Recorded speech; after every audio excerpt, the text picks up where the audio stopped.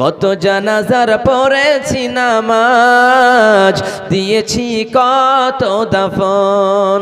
কোথায় যেন আছে আমারও তৈরি সাদা কাফন, তৈরি সাদা কাফন। কত জানাজার পড়েছি নামাজ, দিয়েছি কত দাফন, দিয়েছি কত দাফন। আসেন ভাই, তাড়াতাড়ি করে আসেন, দুইজন বাকি আছেন, 1000 টাকা করে আসুন। অনেকগুলি লোক আছেন, 1000 টাকা করে দিতে পারবেন না? আসুন ভাই তাড়াতাড়ি করে। এবং 10 ব্যাগ সিমেন্ট কেউ যদি লিখে যান, তিনার জন্য প্রথম নাম্বার আমি দোয়া করব, আল্লাহ সেই বান্দাকে তুমি বিপদে ফেলো না, সেই বান্দাকে তুমি জান্নাতুল ফিরদাউস দান করি, আমিন আমিন। আর কেউ আছেন 1000 টাকা এবং 5000 টাকা একজন দেখতে চাই, শুধুমাত্র একজন। কোন আল্লাহর বান্দা থাকলে তাড়াতাড়ি করে আসুন। চিন্তা করে দেখো না কবরে কি যাইবা না, চিন্তা করে দেখো না কবরে কি যাইবা না।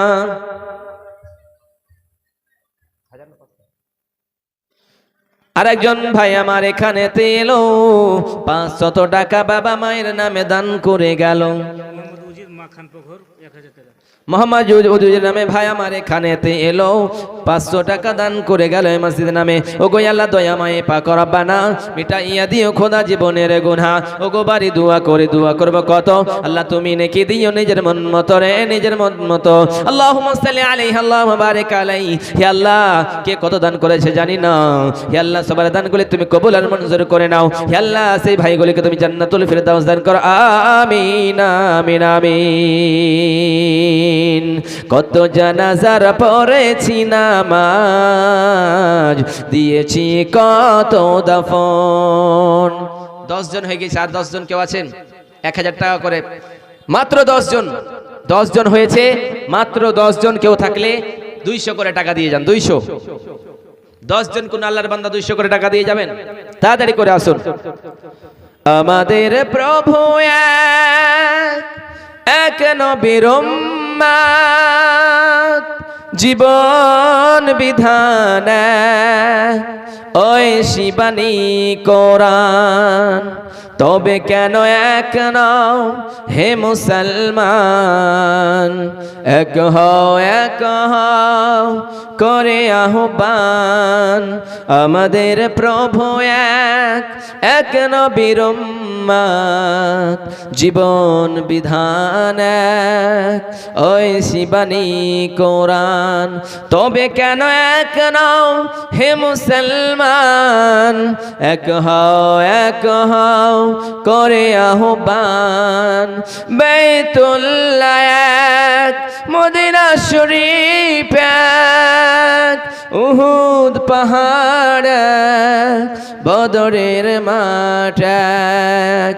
বাইতুল্লাহ এক, মদিনা শরীফ এক, উহুদ পাহাড় এক, বদরের মাঠ এক। একটা তো জীবন আর মরণ যে একটাই, একসাথে মিলে মিশে একটাই প্রাণ। তবে কেন এক নাও হে মুসলমান, এক হও এক হও করে আহ্বান। এক হও এক হও করে আহ্বান। ভাই কেউ আছেন? 200 করে টাকা, মাত্র 10 জন। 5 মিনিটের ভিতরে ইতি করে দেবো আমার। 200 করে টাকা, মাত্র 10 জন। কোন আল্লাহর বান্দা বান্দি থাকলে আসুন তাড়াতাড়ি করে। অবশ্যই বসে আছেন আমি জানি, কিন্তু মাওলানা সাহেব এসেছেন, ওয়াজ শোনাবেন, কিন্তু 200 করে টাকা একখানা কোরআনের দাম দিয়ে যাবেন না। মহিলারা মনে করে আমাদের কোনো কথাই বলে না, কিন্তু মহিলাদেরকে আমি বলতে চাই, ও মহিলারা, ও মা বোনেরা, তোমরা হচ্ছে ঘরে থাকার বস্তু, তোমরা হচ্ছে বাড়িতে থাকার জিনিস। বিশ্ব নবী সাল্লাল্লাহু আলাইহি সাল্লাম বলেন, মহিলার দলেরা, তোমরা যদি 4টা কাজ করতে পারো তাহলে তোমাদের জন্য রয়েছে জান্নাত। আল মারআতু ইদা সাল্লাত খামসাহা ওয়া সামাত শাহরাহা ওয়া হাফিজাত ফারজাহা ওয়া আতাদ বালাহা ওয়া হাফিজাত ফারজাহা। বিশ্ব নবী সাল্লাল্লাহু আলাইহি সাল্লাম বলেন, মহিলার দলেরা রে, তোমরা কি করো? প্রথম নম্বরে 5 ওয়াক্ত পড়বা নামাজ। কখনোই তোমরা নামাজ মিস করে দিবা না, কখনোই তোমরা নামাজ ছাড়বা না। তোমরা যেখানে থাকো না কেন, তোমাদের যখন নামাজের সময় হয়ে যাবে, বিশ্বনবী সাল্লাল্লাহু আলাইহি ওয়াসাল্লামকে বলা হলো, নবী গো, সবথেকে দুনিয়ার ভিতরে সবথেকে উত্তম কাজ কি? নবীজি বললেন, আউয়াল ওয়াক্তে নামাজ পড়া, সময় মতো নামাজ পড়া। অর্থাৎ মহিলার দল নামাজ কখনোই ছেড়ে দিবে না। দ্বিতীয় নম্বর হলো স্বামীর সেবা করা, অর্থাৎ তারপরে কি করা? রমজান মাসের সিয়াম পালন করা, ফরজ রোজা রাখা। তৃতীয় নম্বরে নবীজি বললেন স্বামীর সেবা করা, স্বামীর খিদমত করা। চতুর্থ নম্বরে নবীজি বললেন লজ্জা স্থানের হেফাজত করা, অর্থাৎ যারা লজ্জা স্থানের হেফাজত করবে, যারা নিজের হেফাজত করবে লজ্জা স্থানের, বিশ্বনবী সাল্লাল্লাহু আলাইহি ওয়াসাল্লাম বলেন, মাইয়াজমাল লিমা বাইনা লিহিয়াহি ওয়া মা বাইনা রিজলাইহি ইয়াজমাল্লাহুল জান্নাহ। ও দুনিয়ার মহিলার দলেরা, পুরুষের দলেরা রে, আমি নবী তোমাদেরকে বলে দিলাম, তোমরা যদি দুইটা জিনিসের গ্যারান্টি হতে পারো, তোমরা যদি দুইটা জিনিসের রক্ষণাবেক্ষণ করতে পারো, আমি নবী তোমাদেরকে গ্যারান্টি দিয়ে বললাম, আমি তোমাদেরকে জান্নাতে যাওয়ার জন্য গ্যারান্টি দিয়ে দিলাম। প্রথম নম্বরে নামাজ পড়বা, রোজা রাখবা এবং তোমরা হেফাজত করবা লজ্জা স্থানের। ভাই, বলার অনেক কিছু ছিল, আমাদের মাওলানা সাহেব চলে এসেছেন, আমার কথা বলাটা অসভ্য হবে, তাই আমার বক্তব্য এটি করেছি। এখান থেকেই বলার মাধ্যমে যদি কোনো ভুল ত্রুটি হয়ে থাকে তাহলে অবশ্যই ক্ষমা করে দিবেন।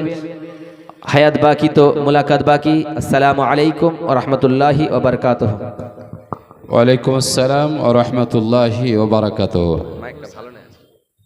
সম্মানিত উপস্থিতি, এতক্ষণ পর্যন্ত আমরা ভাই আক্তার হোসেন ইসলাহির কাছ থেকে বিখ্যাত বক্তা ফাদিলাতুল শেখ মিজানুর রহমান আজহারি কণ্ঠে বক্তব্য শুনছিলাম। আমরা জানি যে ওলামাদের কাছে পয়সা নেওয়া, ওলামারা পয়সা উঠাই, আর এগুলো জালসাতে হয়, এর জন্য কথারও ধার